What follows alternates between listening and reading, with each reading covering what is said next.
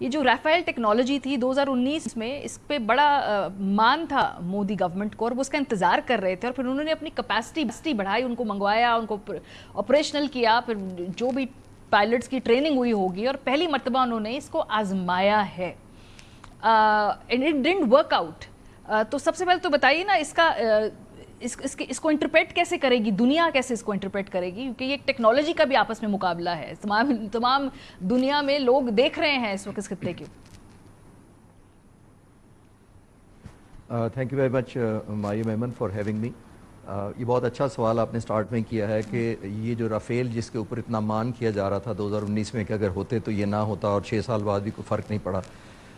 دیکھیے، جب یہ جہاز خریدے جا رہے تھے تو ہندوستان کو یہ اپنی طرف سے ڈس ایڈوانٹیج لگا تھا کہ ہمارے جہازوں نے جو بیونڈ ویژول رینج میزائل مارا تھا، ان کا خیال یہ تھا کہ اگر ہمارے پاس رافیل آ جائیں تو ہمارے پاس یہ رینج بہت بڑھ جائے گی. میں آپ کے ناظرین کے لیے سادہ کرنے کی کوشش کرتا ہوں. ایک جہاز کے اوپر جو میزائل لگا ہوتا ہے وہ پائلٹ 2 طریقے سے مار سکتا ہے، ایک ویژولی دیکھ کر دشمن کو، اور ایک ریڈار پر لاک کر کے. تو ریڈار پر لاک کرنے اتنی ہی دور مارے گا جتنی ریڈار اور میزائل کی لمٹ ہوگی. تو رافیل پہ جو ریڈار ہے اور جو میزائل میٹیور لگا ہوا ہے اس کی تقریباً 150 کلومیٹر تک رینج ہے، جو کہ بہت زیادہ ہے. تو ہندوستان کو یہ ایڈوانٹیج تھا اس وقت، اور آج بھی یہ ایڈوانٹیج انہوں نے کیچ کرنے کی کوشش کی کہ ہم 150 کلومیٹر تک دشمن کے جہاز کو مار سکتے ہیں. پاک فضائیہ کی ہمیشہ سے ٹیکنالوجی پہ ڈپینڈنس بہت رہی ہے، کیونکہ ہم نے اپنا جو گیپ ہے نیومیریکل گیپ، کیونکہ میں ایز اے فائٹر پائلٹ آپ کو بتا سکتا ہوں کہ میں نے بھی 35 سال جو سرو کیا، تو ٹریننگ جس دن ہمیں دی شروع کی جاتی ہے اسی دن ہمیں پتہ ہوتا ہے کہ ہم نے آؤٹ نمبرڈ لڑنا ہے. ہماری طرف سے 2 آئیں گے جہاز تو وہ 6 آئیں گے. تو ہم نے ہم جذبے سے اس کو آؤٹ بیٹ کرتے ہیں، دوسرا ہم بیٹر کوالٹی آف ٹریننگ سے کرتے ہیں، اور تیسرا ٹیکنالوجی سے کرتے ہیں. ٹھیک ہے. ٹیکنالوجی کا بہت بڑا گیپ آ سکتا تھا اگر ہم اس کا کاؤنٹر میئر نہ کرتے، کیونکہ ہمارے پاس اس رینج کا کوئی میزائل نہیں تھا اور نہ کوئی جہاز تھا جسے لاک کر سکے.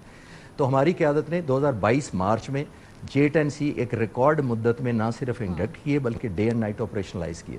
آپریشنلائز کا مطلب یہ ہے کہ اب پائلٹ ہمارے تیار ہیں، جہاز تیار ہیں، اور اسی کو فردر بیف اپ کرنے کے لیے جو چائنا کا سب سے state of the art PL-15 جہاز ہے، جس کا اس وقت پوری دنیا میں چرچا ہے اور دنیا لک اپ کر رہی ہے پاکستان کو کہ ہم نے PL-15 امپلائی کیا ہے ابھی. تو PL-15 کی رینج جو ہے، مجھے بتاتے ہوئے آپ کو خوشی ہو رہی ہے کہ 150 کلومیٹر کی بجائے 200 کلومیٹر پلس ہے اس ریڈار اور اس میزائل کی وجہ سے.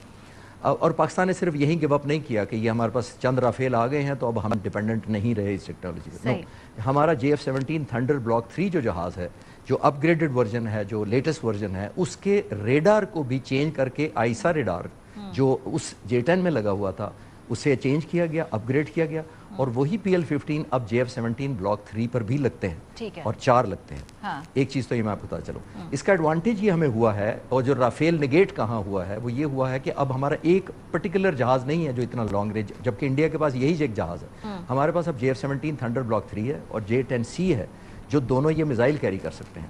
اور اگر میں انڈین پائلٹ ہوں تو مجھے آبویسلی مجھے ہمدردی ہونی چاہیے اپنے آپ سے کہ میں ایسے دشمن کے اگینسٹ اپنے آپ کو پچ کرنے جا رہا ہوں. میرے پاس اگر میں رافیل اڑا رہا ہوں، میں تب بتا رہا ہوں آپ کو، تو میں 150 کلومیٹر تک فائر کر سکتا ہوں، اور ادھر سے آنے والا مجھے 200 کلومیٹر سے فائر کر سکتا ہے. تو آبویسلی جب تک رافیل کا پائلٹ دشمن کے طیارے کو ڈھونڈ رہا ہوگا بیکاز آف جو 50-60 کلومیٹر کی رینج کم ہے اس کی، اس وقت تک J-10C اور بلاک 3 کا پائلٹ اپنا میزائل لانچ کر دے گا. تو یہ بہت بڑا سائیکولوجیکل ایک پلس ہے ایڈوانٹیج ہمارے پائلٹس کو.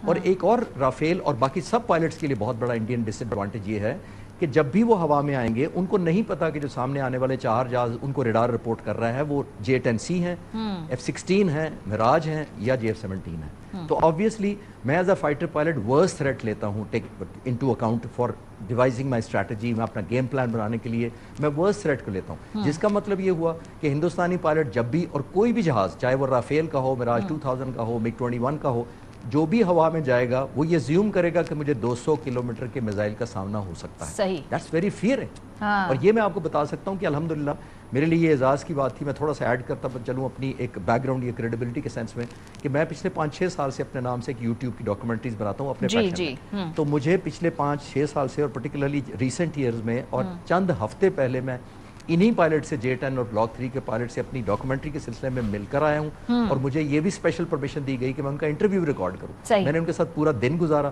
فرسٹ ہینڈ میں نے ان سے سنا. جو ان کی موٹیویشن تھی میں آج صرف ویژولائز کر سکتا ہوں کیونکہ اس وقت ایسکلیشن نہیں ہوئی تھی. ٹھیک ہے. چند ہفتے پہلے کی بات. یہ جو ایسکلیشن کی امیجن ان پائلٹوں کو اس وقت پورے پاکستان میں اڑتے ہوئے.